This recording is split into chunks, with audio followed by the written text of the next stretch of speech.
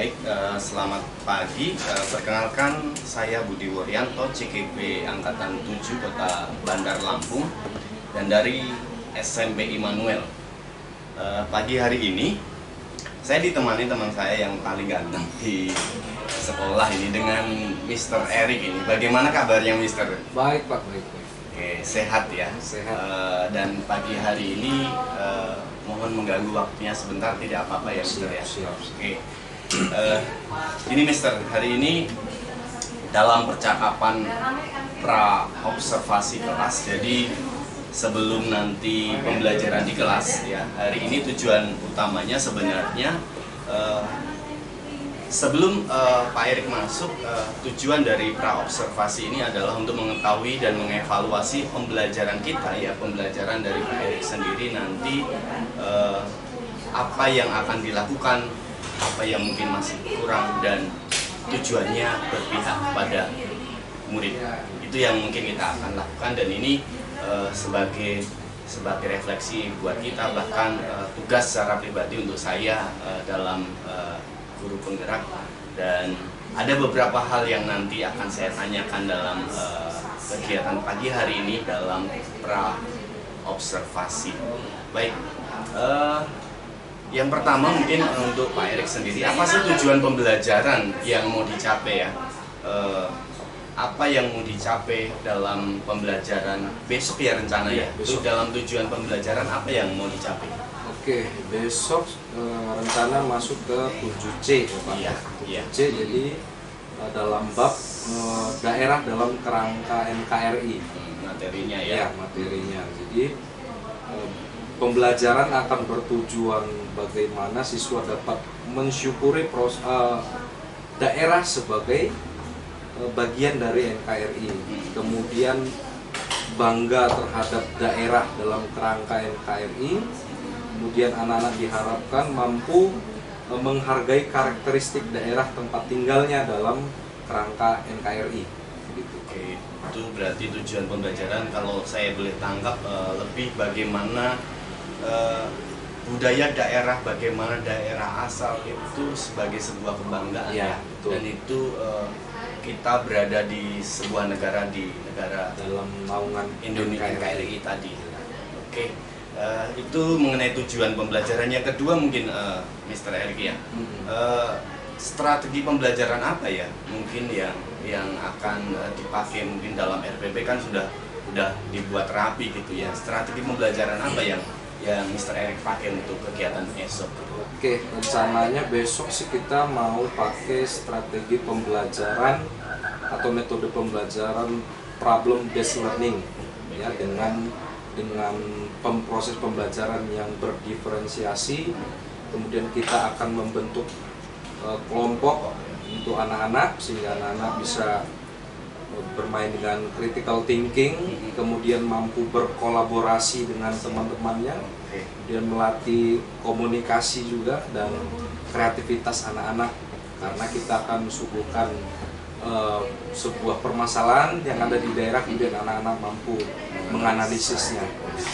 Mantap, ini kalau saya lihat dari RPP yang dibuat, diferensiasi bagaimana pembelajaran itu pusatnya, senternya ke siswa ya. Ya. Siswa menganalisis, mereka bekerja sama dalam sebuah kelompok. Ini mantap, dan saya juga harus banyak belajar ini nanti ya di kelas gitu ya, Mister ya.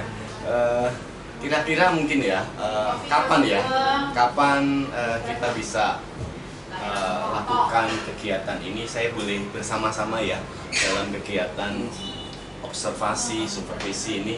Saya bisa masuk bersama-sama di kelas Mr. Erik, Pak Erik. Kapan ya bisa? Besok bisa, Pak. Oh, besok ya. Kebetulan ada di 7C. Oke, berarti besok tidak keberatan ya kalau saya boleh bersama-sama di kelas Monggo. 7C ya. Bisa berbagi ilmu, Pak. Iya, ya kita sama-sama. Mudah-mudahan dapat ilmu dari Pak Budi Ya, sebagai calon guru penggerak. Iya. Oke, ya. Kita besok bersama-sama ya, Mister ya, untuk kegiatan observasi ini ya di kelas nanti ya. Saya akan mungkin mencatat dalam kegiatan BBM apa yang perlu dikembangkan.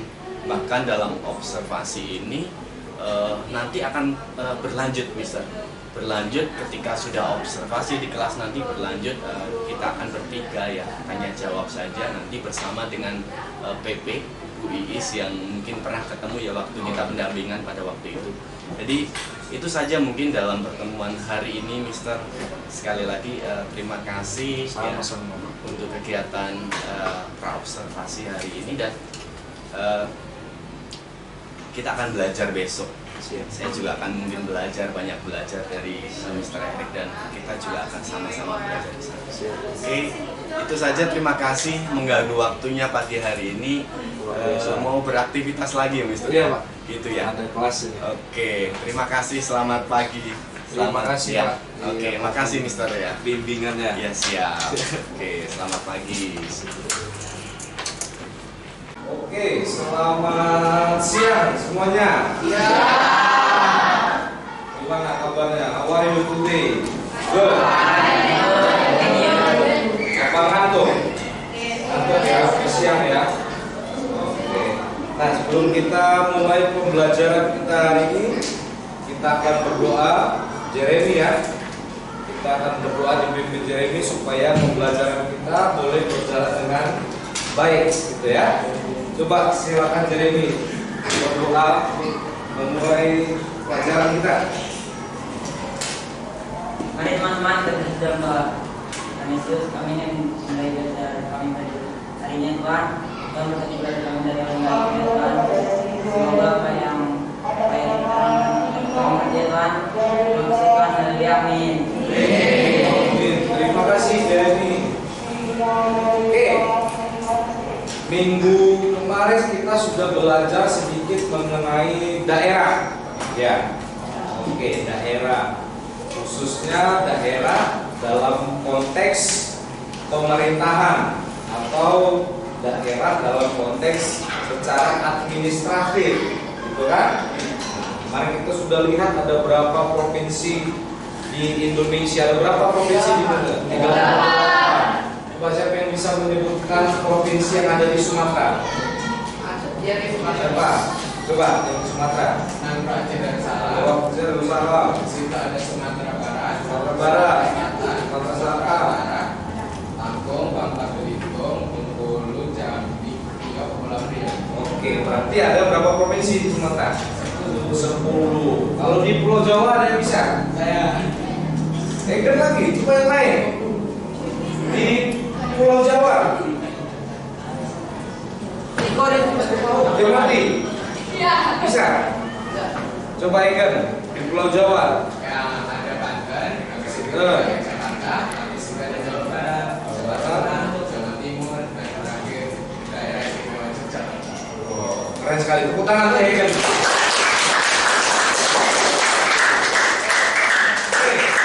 Supaya tidak ngantuk, saya mau latih konsentrasi kalian dengan sebuah permainan, ya, untuk melatih konsentrasi. Sebelum kita lanjut pembelajaran kita, karena ini sudah sore atau menjelang sore ya, 1:30, supaya kalian konsentrasi. Oke. Jadi ada 4 kata. Ada ular, cacing, gajah, dan semut. Ya. Ular, cacing, gajah, dan semut. Kalau saya bilang ular, berarti dia panjang. Kalian jawab panjang dengan gerakan panjang seperti ini. Kalau cacing, pendek seperti ini kan, disertai dengan gerakan. Kalau gajah, besar. Kalau semut, kecil. Bisa ya? Oke, coba ya. Ular, cacing, pendek. Oke, ulangi. Jangan nanti salah lagi ya. Ular, cacing, gajah, semut, oke. Nah itu gampang kan? Gampang ya? Tapi saya mau dibalik gerakannya. Jadi ular, panjang.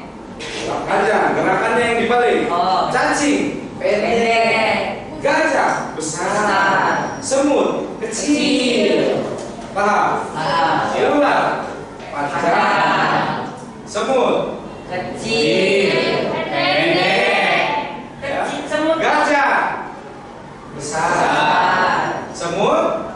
kecil. Oke, kita mulai.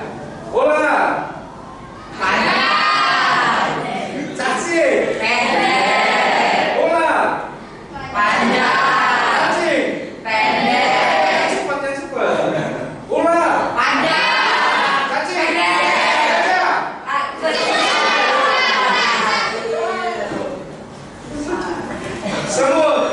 Kecil. Besar. Gimana? Ada konsentrasi? Ya. Ulangi sekali lagi yang cepat ya, jangan cepat. Kalau ada salah awas ya. Yang ada salah nanti kita hukum dengan apa? Oke, cepat. Ulang. Panjang tapi ini ulang ya. Oke, ulang. Cacing.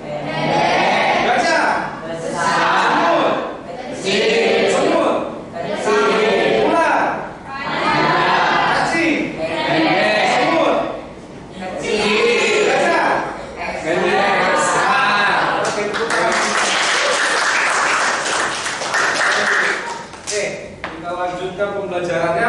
Minggu kemarin kita sudah membagi kelompok. Ya, hari ini kita mau belajar secara berkelompok. Bagaimana kelompok kalian boleh melihat suatu permasalahan, kemudian kalian bisa menganalisis sebuah permasalahan itu, ya, khususnya permasalahan di daerah kita yaitu di provinsi Lampung. Ibu kotanya Lampung, ya. Jadi permasalahan apa yang ada di provinsi Lampung. Tapi sebelum itu kita akan lihat sebuah video pendek, ya. Mau panjang atau pendek? Panjang itu apa? Bulan. Ya, kalau pendek. Kalau pendek, cacing. Oke.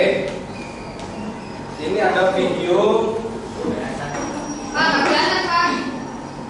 tentang karakteristik daerah di provinsi Lampung, ya.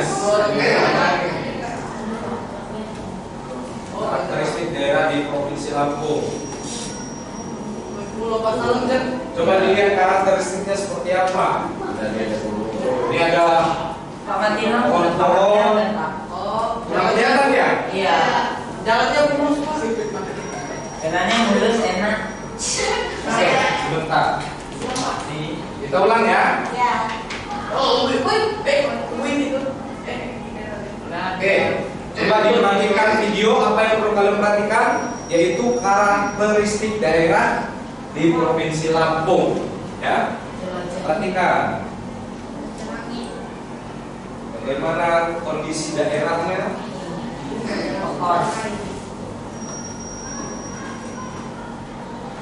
Kondisi malam, ada apa-apa saja di sana.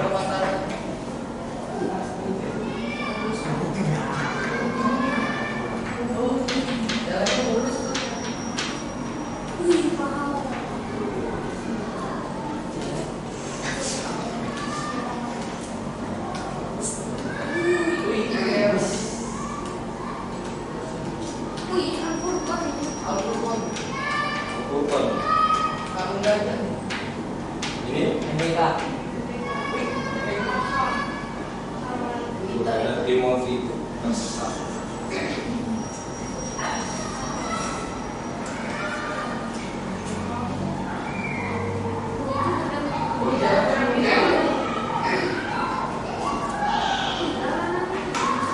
Oke, jadi itu sekilas tentang karakteristik daerah di provinsi Lampung, khususnya di daerah kita sendiri, yaitu kita di bawah pemerintahan kota Bandar Lampung. Siapa kepala daerah pemerintah kota Bandar Lampung?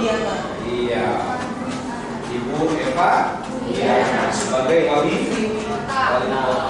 Good.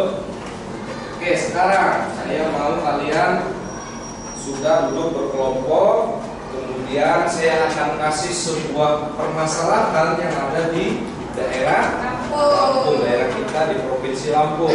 Nah, kalian akan menganalisis permasalahan itu, bagaimana kalian cari solusinya seperti apa, ya. Jadi saya akan tunjukkan sebuah artikel pada kalian semua. Permasalahannya sama ya, dengan kelompok.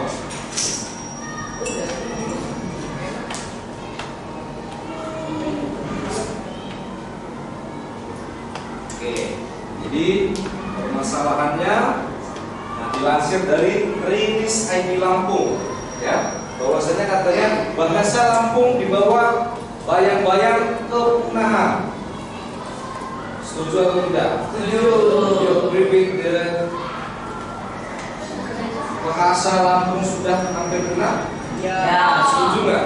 Kita sudah semakin jarang dengan orang lewat bahasa Lampung, itu jarang ya. Apalagi di Bandar Lampung sudah jarang sekali ya.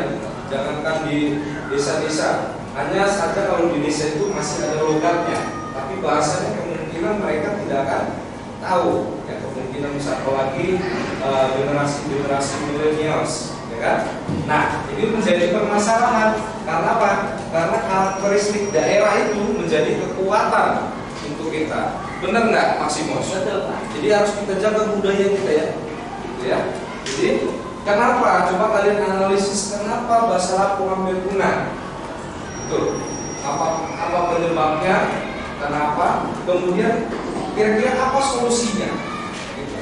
Sehingga nanti kalian bisa mengutarakan solusi kalian, bisa kalian sharing dengan kelompok lain, atau ada yang lebih setuju atau tidak. Nanti kita akan berdiskusi tentang itu. Bisa dipahami ya? Bisa dipahami Maximus? Egan? Ya, gampang ya. Oke, silakanlah mulai didiskusikan begitu dengan kelompoknya.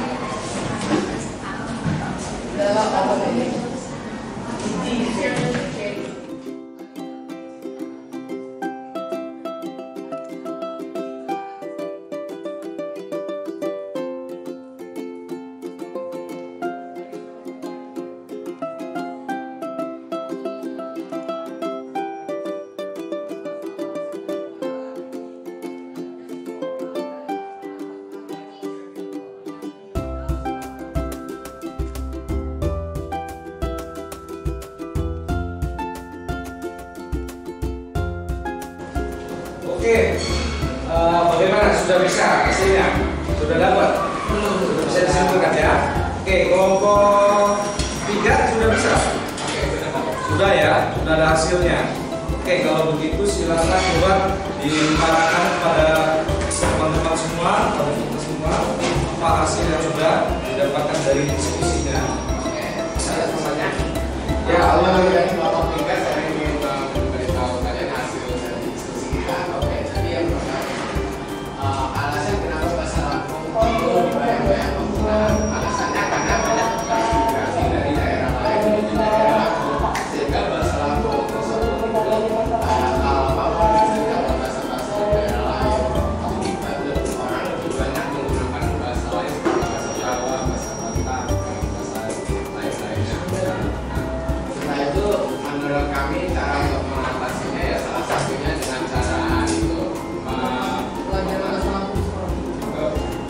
yaitu dengan cara memasukkan bahasa Lampung sebagai mata pelajaran di sekolah-sekolah yang ada di Lampung. Setelah itu yang kedua, salah satu caranya adalah dengan mengedukasi masyarakat agar menggunakan bahasa Lampung dalam kehidupan sehari-hari.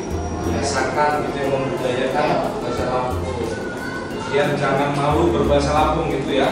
Karena kan terkesan sangar bahasa Lampung itu kan terkesan kasar gitu. Karena intonasinya yang tinggi gitu kan. Jadi agak malu. Jadi don't be shy. Ya. Don't be shy. Ya. Oke, berikan tepuk tangan untuk